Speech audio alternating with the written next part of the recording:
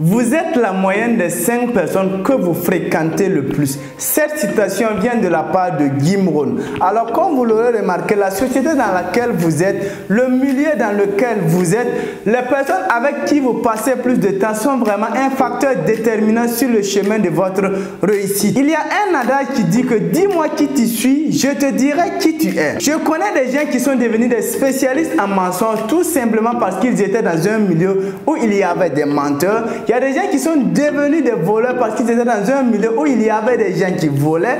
Il y a des gens également qui sont devenus des fumeurs parce qu'ils étaient dans une société où il y avait quelques individus qui fumaient. Par contre, il y a des gens qui sont devenus vachement riches parce que dans leur milieu, il y avait des riches là-bas. Il y avait des gens qui réfléchissaient comme des riches. Dans cette vidéo, je vais vous partager 5 types de personnes à éviter si vous voulez réussir. Restez jusqu'à la fin de cette vidéo parce que le 5e type de personnes que je vais vous partager ici, vous devez absolument connaître afin d'éviter ces personnes. Avant qu'on continue, likez cette vidéo. On se retrouve après l'introduction.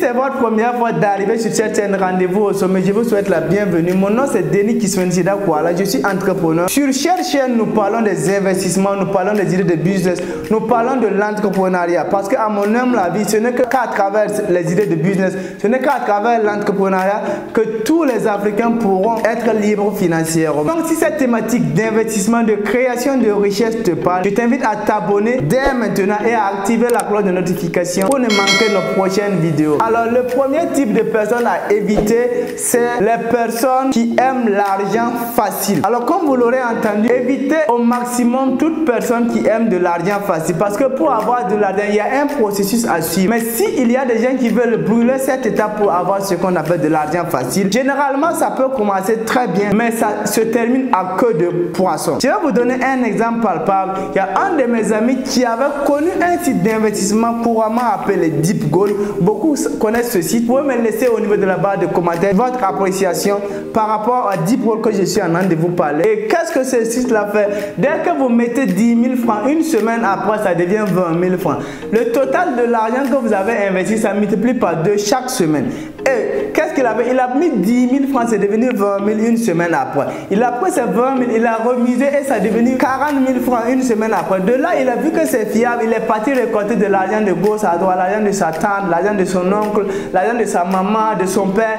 Et il est venu mettre, le tout ça faisait 5 millions de francs CFA. Et lorsqu'il a mis, il n'a plus eu gain de cause. L'argent est parti, le site a disparu, le site a scamé. Et il a perdu comme ça. Et jusqu'à aujourd'hui, il n'a pas pu éponger cette dette. Tout simplement parce qu'il voulait de l'argent facile. Quand quelqu'un te dit que lui va multiplier ton argent fois 2, qu'est-ce qu'il fait de cet argent? Qu'est-ce qu'il fait concrètement avec cet argent? Lorsque je parle d'argent facile, ce ne sont pas les sites d'investissement seulement, parce que je connais un ami également qui est actuellement en prison tout simplement parce qu'il s'est lancé dans une affaire de faux billets. Parce que c'était très simple à faire et on pouvait gagner beaucoup d'argent. Il s'est lancé là-bas. Il n'est pas le commanditaire principal. Il y a des gens qui fabriquent les faux billets et on lui donne, il distribue facilement. Et dans ça, quand on lui a attrapé, même ceux qui fabriquaient les faux billets n'ont pas été retrouvés et c'est lui qu'on a capturé et actuellement il est en prison. Donc, évitez au maximum les personnes qui aiment de l'argent facile. Le deuxième type de personnes à éviter au maximum, je vous dis, c'est les fêtards, les grands fêtards. Lorsque je parle des fêtards, je ne dis pas de ne pas fêter. Moi, Kiswensida, je fête. Mais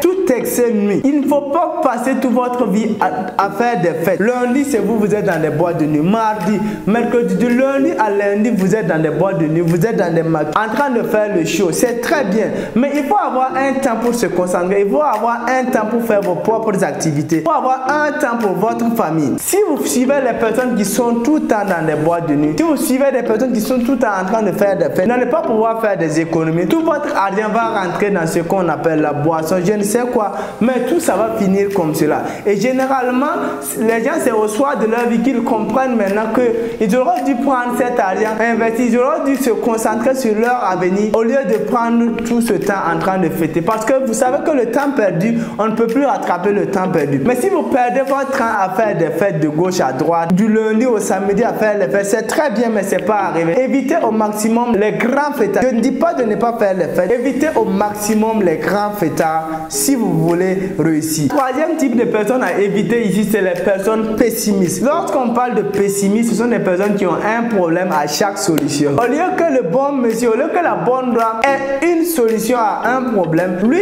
il a un problème à chaque solution. Toute chose que tu vas lui dire, il va trouver des moyens de te décourager. Dans des activités, tout ce que tu vas lui dire, il va trouver un moyen de te décourager. Je l'ai dit dans une de mes vidéos, lors d'une conférence de Assalfo, où il a dit qu'en Afrique, lorsque tu présentes ton projet à 10 personnes, c'est 11 personnes qui te diront que c'est impossible, que ce n'est pas possible. Et la 11e personne, c'est toi-même, puisque les 10 autres personnes vont te convaincre que ton projet n'est pas réalisable. C'est pour ça qu'il faut éviter au maximum les personnes pessimistes. Quatrième type de personnes à éviter ici, c'est les personnes jalouses. Les personnes jalouses, ce sont des gens que lorsque tu essaies d'échanger avec eux, ils vont te parler de un tel a fait ci, un tel a fait ça, un tel a payé tant, il fait son malin. Si vous échangez avec ces personnes, la même façon qu'il est en train de causer avec toi, il parle des autres, c'est cette même façon il va aller parler auprès des autres de toi. Donc il vaut mieux les éviter au maximum. Je connais un ami comme cela à l'école, il était vraiment jaloux. Il était jaloux à tel point que lorsque tu gagnes une bonne note,